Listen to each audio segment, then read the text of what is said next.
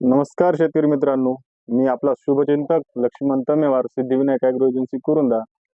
तर मागील सतत 20 ते 25 दिवसाच्या पावसामुळे आपल्या हळदीला बऱ्याच प्रमाणामध्ये सड लागत आहे.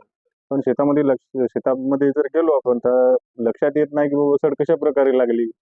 तर आपण या झाडाची जर क्वालिटी जर पाहिली तर आपल्याला असं निदर्शनास येते की बाबा झाड परिपूर्ण हिरवं आहे. आणि बऱ्याच शेतकऱ्याचा गैरसमज होतो की बाबा एवढा पाऊस पडलाय त्यामुळे पानं वगैरे पिवळे पडलेले असतील. पण त्याच्या बुडाला जर पाहिलं आपण तर हा सडीचे जे लक्षण आहेत, तर वरच्या साईडनं जर बघितलं आपण ते अशा प्रकारचे पिवळसर डाग पडतात पानावर. आणि बऱ्याच शेतकऱ्याचा गैरसमज होतो की बस गारवा खराब झाला त्यामुळं हे पानं पिवळी पडली असतील, पण हे सडीचे लक्षण आहेत.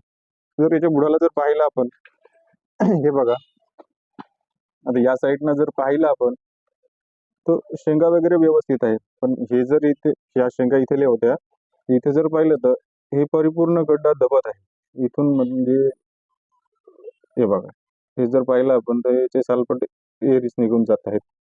ठीक आहे. तर अशा प्रकारे जर आपल्या शेतामध्ये दिसत असेल तर हे प्रथम अवस्थेतली सड आहे. आणि जास्त झाल्यास पूर्ण गड्डा हा तुमचा असा खराब होऊन जातो. याच्यामध्ये बारीक सुरम्या अळ्या, बारीक अळ्या तयार होतात. तर अशा प्रकारे जर दिसत असेल, सिंजेंटा कंपनीचं रोडोमिल गोल्ड एकरी 500 ग्राम, त्यानंतर कीटकनाशक थायमिथॉक्झाम 500 मिली प्रति एकर आणि त्याच्यासोबतच व्हॅलिडामायसिन 500 मिली प्रति एकर, तरी त्याच्यासोबत स्टिकर 250 ml, अशा पद्धतीने दोन्ही साईडनं बुडावर, प्रत्येक झाडाच्या बुडावर ड्रिचिंग करू शकतो.